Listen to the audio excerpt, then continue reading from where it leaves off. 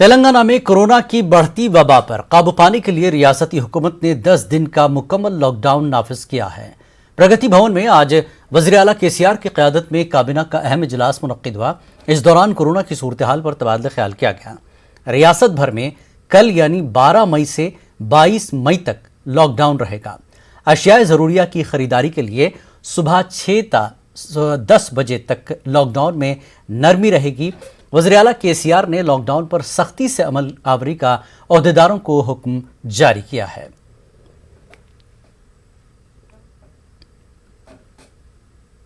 तो कल से लॉकडाउन का बाकायदा ऐलान कर दिया गया है। 12 से 22 मई तक ये लॉकडाउन रहेगा और ज़रूरी अशिया के लिए सुबह के वक्त सुबह 6 ता सुबह 10 बजे यानी सुबह 6 ता सुबह 10 बजे तक नरमी रहेगी ज़रूरी अशिया की खरीद के लिए।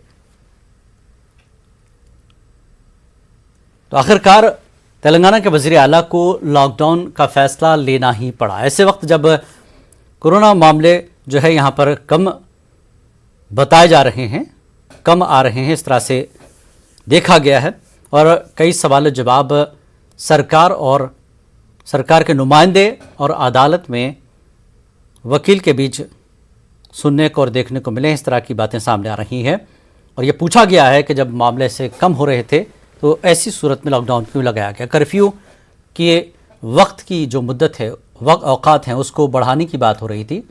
कर्फ्यू का जो वक्त है रात 9 बजे से सुबह 5 बजे तक का, उसमें इजाफा करने की बात हो रही थी और वीकेंड लॉकडाउन की भी बात हो रही थी। लेकिन आखिरकार 10 दिन का लॉकडाउन रियासती सरकार ने बाकायदा ऐलान कर दिया है कि 12 मई से 22 मई तक लॉकडाउन रहेगा।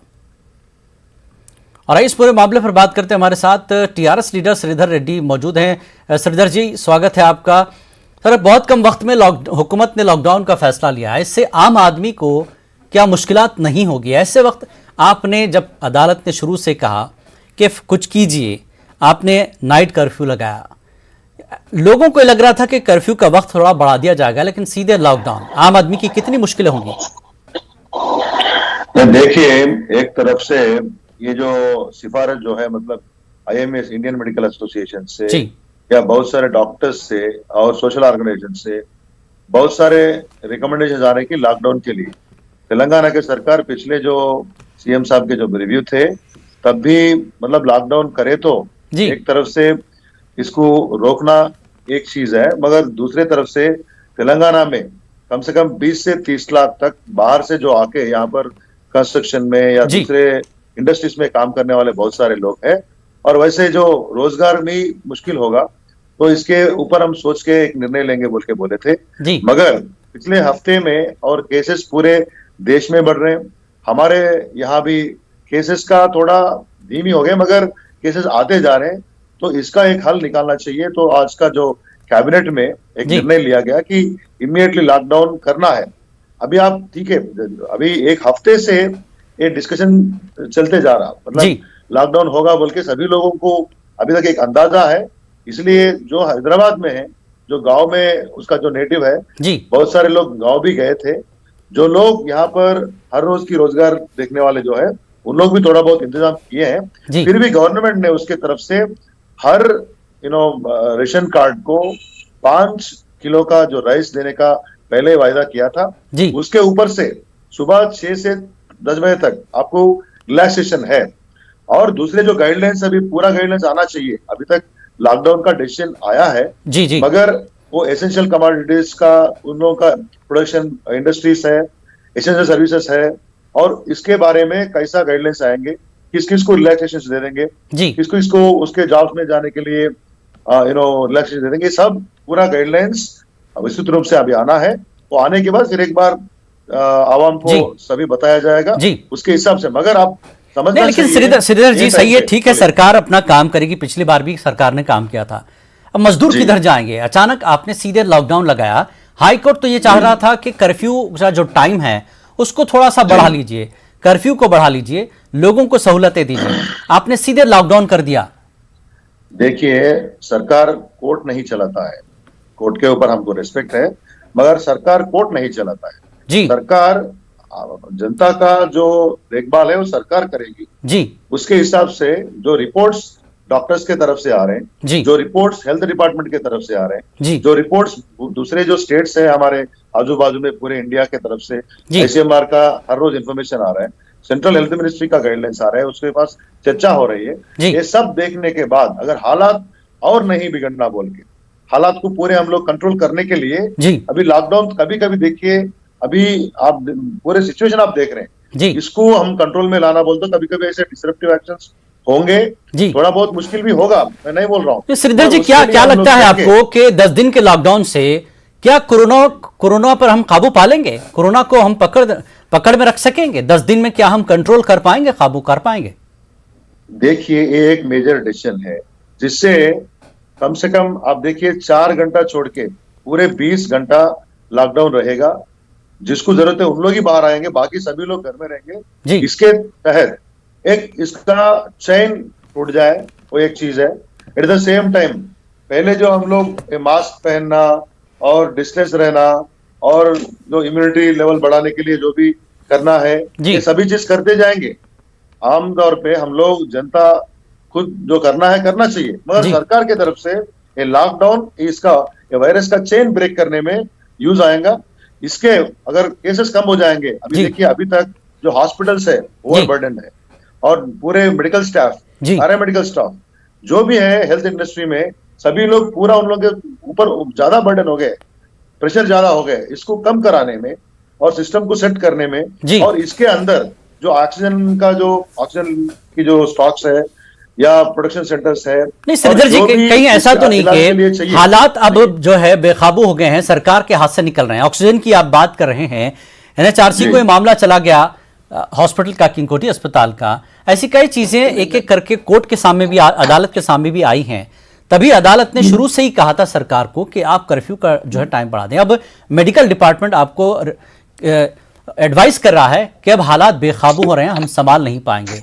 यही कहीं ना कहीं दबाव है सरकार पर कि सरकार ने इतना बड़ा फैसला लिया अचानक। नहीं, आप ये एक हमारे स्टेट में ही नहीं, हमारे पहले ही दूसरे बहुत सारे स्टेट्स जो है लॉकडाउन का निर्णय लिया है जी। हम यहाँ पर हर हालात का असेसमेंट होने के बाद, एक बार पूरा देखने के बाद, हर एरिया से, हर कॉर्नर से, डॉक्टर्स हो, हेल्थ इंडस्ट्री हो या सिविल सोसाइटी हो, सभी लोग लॉकडाउन और जो भी दूसरे स्टेट्स का सेंट्रल गवर्नमेंट से सबसे चर्चा करने के बाद कैबिनेट में एक विस्तृत रूप में चर्चा करने के बाद इसका डिसीजन लिया गया है जी। और किंग कोठी के हॉस्पिटल में आप जो बोल रहे हैं उसका पूरा एक्सप्लेनेशन हमारे हेल्थ डायरेक्टर साहब ने दिए हैं। वहां पर पूरे दिन के लिए ऑक्सीजन था, वो जो डिले हुआ ऑक्सीजन टैंकर का उसका कोई लेन देन नहीं है उसके साथ। मैं क्या बोल रहा हूँ, ये जो लॉकडाउन तो क्या लगता है सरकारी अस्पतालों में, सरकार के अंडर में चलने वाले अस्पतालों में हालात ठीक है? जी नहीं, हालात में ठीक है, मतलब गवर्नमेंट के तरफ से जो मेडिसिन वहां रहना, ऑक्सीजन की अवेलेबिलिटी रहना, डॉक्टर्स और पैरामेडिक स्टाफ की अवेलेबिलिटी वहां पर कायम करके रखना जी। और हर चीज जो इसके इलाज के लिए, ट्रीटमेंट के लिए जो चाहिए उसको हम लोग वहां पर अवेलेबिलिटी रखे हैं और इसको नियंत्रण में लाने के लिए बहुत कुछ कोशिश कर रहे हैं।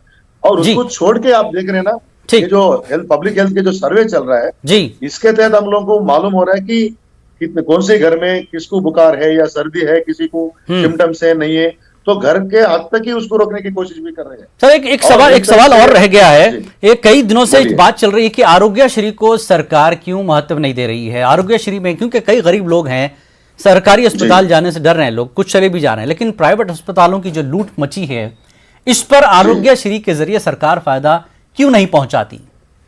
देखिए, अभी आप गांधी कोई मरीज जा रहा है या कोई टिम्स को जा रहे हैं, कोई भी पूरे स्टेट में कोई भी जिला हॉस्पिटल है वहां पूरा फ्री ट्रीटमेंट दे रहे हैं जी। अभी कोई गवर्नमेंट के हॉस्पिटल में कोई फ्री ट्रीटमेंट मना किया क्या? मगर कोई छोटे छोटे हॉस्पिटल में या आरोग्यश्री में भी लाने के लिए कैसा काबू करना क्या है गवर्नमेंट सोचेगा। मगर जहां तक गवर्नमेंट के एस्टेब्लिशमेंट है, राइट फ्रॉम PHCs, बस्ती दवाखाना या जिला आस्पत्रि जो भी हो, आप वहां जाएंगे, पूरा फ्री ट्रीटमेंट चल रहा है ठीक। और जो होम आइसोलेशन किट्स दे रहे हैं, ये PHS में टेस्ट हो रहे हैं, हर जगह जहां भी सरकार का काम चल रहा है अभी मुफ्त में चल रहा है ठीक है। तो आरोग्यश्री में लाने का डिमांड है, उसको गवर्नमेंट एक सही तरीके से ठीक है। श्रीधर जी, आखिरी सवाल, क्या ये लॉकडाउन आगे बढ़ाया जा सकता है? क्या बढ़ेगा ये लॉकडाउन? लोगों को अब डर लग गया कि 10 दिन का तो ठीक है मैनेज हो जाएगा, लेकिन और बढ़ेगा तो और दिक्कत होगी, चाहे वो मजदूर हो, आम आदमी हो। तो क्या लॉकडाउन को लेकर सरकार के पास क्या कुछ चल रहा है? क्योंकि आप टीआरएस से हैं, इसलिए थोड़ा कुछ लोगों को एक भरोसा दिलाया जा सके। देखिए, ये लॉकडाउन में मैं सभी से विनती करता हूं आपके माध्यम से जी कि लॉकडाउन का जो भी गाइडलाइंस है अब सब लोग उसको फॉलो करेंगे। मुझे आश्वासन है, मुझे विश्वास है कि ये 10 दिन में इसका जी चेन टूट जाएगा जी या ज्यादा तरह से केसेस कम हो जाएंगे। जी और 10 दिन के बाद फिर एक बार गवर्नमेंट रिव्यू करेगा केसेस कैसा आ रहा है ठीक और एक्टिव केसेस कितने हैं, कितने लोग डिस्चार्ज हो गए और दूसरे जगह से कैसा सिचुएशन है। जी मैं आपको एक याद दिलाना चाह रहा हूँ, जो भी एक्सपर्ट्स है जी नेशनल लेवल पे, जो बड़े बड़े लैब से हो जी या बड़े एक्सपर्ट्स बता रहे हैं कि मई 3rd वीक तक जी केसेस कम होते जाएंगे जी और जून 1st वीक तक मैक्सिमम कम होते जाएंगे चलिए सेकंड ठीक है। वेव का।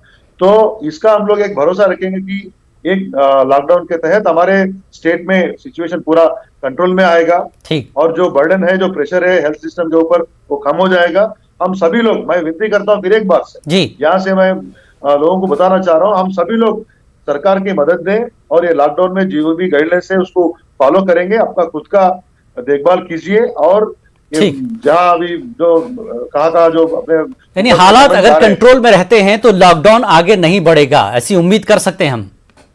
जरूर है ना, जो अगर कंट्रोल है, जी लोग केसेस कम हो जाएंगे और ज्यादा बढ़ने की अगर कोई भी वहां पर संभावना नहीं है तो जरूर गवर्नमेंट सोचेगा ना। बिल्कुल। Economy is also is important, रोजगार आल्सो बिल्कुल। बहुत इम्पोर्टेंट है ना। बिल्कुल तो इसीलिए गवर्नमेंट भी सोचेगी कि ठीक। 10 दिन का लॉकडाउन ठीक। हम लोग अच्छी तरह से हम लोग सभी लोग ठीक। फॉलो करेंगे। उसके बाद फिर एक बार रिव्यू के बाद गवर्नमेंट एक सही निर्णय लेगी। चलिए, बहुत बहुत शुक्रिया श्रीधर जी, न्यूज 18 उर्दू से धन्यवाद, बात करने धन्यवाद। के लिए टीआरएस की तरफ शुक्रिया। से। तो ये थे श्रीधर रेड्डी जी, टीआरएस की नुमाइंदगी कर रहे थे। इनका यही कहना है कि कवायद के साथ चलें और गाइडलाइंस को फॉलो किया जाए। चेन टूटेगी कोरोना की तो हो सकता है तेलंगाना में मामले रुकते ही सरकार फिर कुछ नया फैसला ले और लॉकडाउन को रोका जाए। आगे बढ़ेंगे। रियासत में लॉकडाउन के ऐलान के साथ ही शराब खानों पर आवाम का हुजूम देखा गया। शराब की खरीदारी के लिए लोग लाइन में खड़े हो गए। शराब हासिल करने के लिए लोगों के बीच धक्कम-पेल देखी गई। शराब की दुकानों पर सोशल डिस्टेंसिंग की धज्जियां उड़ाई जाई। इस दौरान चंद शराब की दुकानों पर हंगामाराई देखी गई। दुकानों में शराब का स्टॉक खत्म होने तक यही सूरत हाल देखी गई।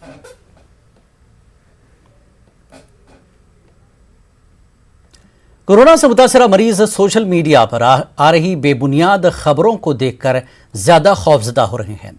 माहिरीन की टीम की जानिब से किए गए एक सर्वे में ये बात सामने आई है। इस सिलसिले में हैदराबाद के एआईजी अस्पताल के चेयरमैन ने बताया कि खौफ बीमारी से ज्यादा मुहलिक है, मरीज को इससे बचने की जरूरत है। एज अस्पताल की जानिब से कोरोना प्रोटोकॉल पर एक किताबचा जारी किया गया है, जिसमें मरीज को क्या एहतियाती तदाबीर इख्तियार करनी है, किस तरह की अद्वियात लेनी है, घर में किस तरह से रहना है, किन हालात में अस्पताल आना है, ये सारी बातें जारी बुकलेट में मौजूद हैं। कोविड प्रोटोकॉल बुकलेट की इजराई के मौके पर Cyberabad police commissioner VC Sajjanar भी मौजूद थे। The second wave has dramatically increased not only in terms of the number of patients but the number of more serious cases and also deaths. What is happening simultaneously is that there's been a lot of myths, rumors going around in the social media. Public are getting confused with all this variety of information they are getting, and this is leading to a lot of fear and also a lot of despair among the population. To counteract this and also to start an education program for doctors, AIG Hospital has launched this new series which is in two parts. The first part is going to be the launch of the information booklet for patients. In a simple way, we are going to tell what they require to know and what they have to do, which is very scientific based. Over the last few months, AIG hospitals also had some very talented consultants who have been treating about 20,000 patients of COVID. साबिक mayor तेगला Krishna Reddy को Saroornagar police ने 1000 रुपए का जुर्माना आयद किया है। Corona virus के उसूल और ज़वाबित की खिलाफ वर्जी करते हुए बगैर मास्क के गाड़ी चलाने पर पुलिस ने करमन घाट चौराहे पर तेगला कृष्णा रेड्डी की गाड़ी को रोक दिया और 1000 रुपए का जुर्माना आयद किया। इस दौरान तेगला कृष्णा रेड्डी और पुलिस के दरमियान बहस तकरार देखी गई। सरूरनगर सब इंस्पेक्टर मुकेश ने कहा कि पुलिस की नज़र में सब बराबर हैं।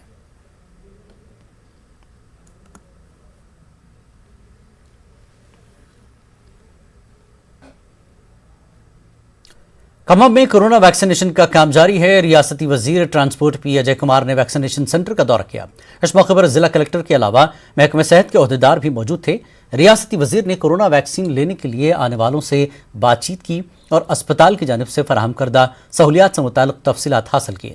रियासती वजीर ने बताया कि फिलवक्त पहला वैक्सीन लेने वालों को ही दूसरा वैक्सीन दिया जा रहा है।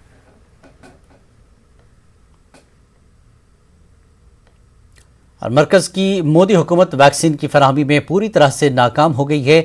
कई रियासतों में ऑक्सीजन न मिलने से मरीजों की मौत हो रही है। कब्रिस्तान और शमशान घाट लाशों से भरे पड़े हैं। एमआईएम सदर असदुद्दीन ओवैसी ने मुल्क के अवाम से माफ़ी मांगने का वज़ीर आज़म नरेंद्र मोदी से मुतालबा किया। उन्होंने कहा कि कोरोना की दूसरी लहर पर काबू पाने में मोदी हुकूमत नाकाम हो गई है। In their vaccination policy, and which is right to life under the constitution, they have failed in providing oxygen to the state government and to union territories, because supply of oxygen is in the exclusive domain of the union government, and that is why, because of their not living up to their constitutional duty and not controlling this second wave, they slept on their own scientists warning them that a second wave will come. But despite that, the government led by Mr. Narendra Modi failed. And what you see now is that every day in India, more than 4,000 people are dying from last 3 weeks. The Khabristan and the Shamshans are full with dead bodies. People are not able to get oxygen. The government is not able to provide the remdesivir or whatever the drugs are required. The government is not able to provide oxygen. The government is not able to provide vaccination to even to people who are over above 45 years. That is why I am of the opinion that the Narendra Modi-led government must. हंगामी हालात में जान बचाने के लिए ambulance का इस्तेमाल अब आम आदमी की बस की बात नहीं रही। एम्बुलेंस ड्राइवर कोरोना से मुतासरा मरीजों से मनमानी रकम वसूल कर रहे हैं। कोरोना से मुतासरा मरीज को अस्पताल मुंतकिल करने या मौत वाक़ होने पर शमशान घाट ले जाने के लिए हज़ारों रुपए वसूल किए जा रहे हैं। साइबराबाद पुलिस कमिश्नर सज्जनार ने किसी भी मरीज से इजाफी चार्ज वसूल न करने का एम्बुलेंस ड्राइवर्स को मशवरा दिया। बसूरत दीगर कानूनी कार्रवाई करने का इंतबा दिया। కౌన్సిలింగ్ తరఫు నుంచి కూడా మనం దాదాపు 16 అంబులెన్స్ పెట్టడం జరిగింది. సో ప్రజలందరూ కూడా ఆల్రెడీ చాలామంది ఈ ఒక ఫెసిలిటీ యూజ్ చేసుకుంటున్నారు. ఇంకా కొంతమంది యూజ్ చేసుకుంటలేరు. వాళ్ళందరూ కూడా యూజ్ చేసుకోవాలని చెప్పి కోరుతూ, ముఖ్యంగా మీరు అన్నట్లు అంబులెన్స్ కొన్ని కంప్లైంట్స్ రావడం జరుగుతుంది, కానీ అన్ని ఓరల్ కంప్లైంట్స్, ఎక్కడ కూడా మనకు రిటర్న్ కంప్లైంట్స్ వస్తలేదు. మీ ద్వారా కూడా కొంత చేస్తున్నారని చెప్పి తెలుస్తుంది, ఎక్కువ వాళ్ళు డబ్బులు వసూలు చేస్తారని చెప్పి. సో ప్రజలు నిర్భయంగా దగ్గరున్న పోలీస్ స్టేషన్కి వెళ్ళి ఎవరెవరు ఎక్కువ డబ్బులు అడిగితే లేదంటే ఎక్కువ డిమాండ్ చేస్తే కంప్లైంట్ చేయాలని చెప్పి నేను మరి కోరుతున్నాను. అదేవిధంగా ఈ సందర్భము అందరూ కూడా ప్రజలందరూ కూడా కోరుతున్నాను, ముఖ్యంగా అంబులెన్స్ వాళ్ళు కావచ్చు, ఈ కోవిడ్ ఇన్ఫ్రా ఇచ్చేవాళ్ళు కావచ్చు, లేదా మాస్క్ ఇచ్చేవాళ్ళు కావచ్చు, మెడిసిన్ ఇచ్చేవాళ్ళు, ఇది ఒకటి చాలా ఒక క్లిష్ట సమయము. ముఖ్యంగా ప్రజలు అర్థం చేసుకోవాలి. దేశవ్యాప్తంగా మన రాష్ట్ర వ్యాప్తంగా చాలామంది ఇబ్బంది పడిన సమయంలో మీరు ఎక్కువ డబ్బుల సంపాదన ఫోకస్ చేయకుండా మీరు ఎంత పడుతుందో అంతే చేయాలని చెప్పి నేను కలెక్ట్ చేయాలని చెప్పి నేను కోరుతున్నాను. ఎందుకంటే ఇది మానవీయ విలువల్ని చూపించడానికి ఒక మంచి అవకాశము. ఇది డబ్బులు చేసుకోవడానికి అవకాశం కాదు. ప్రజలందరూ కూడా సహకరించాలని చెప్పి నేను కోరుతున్నాను.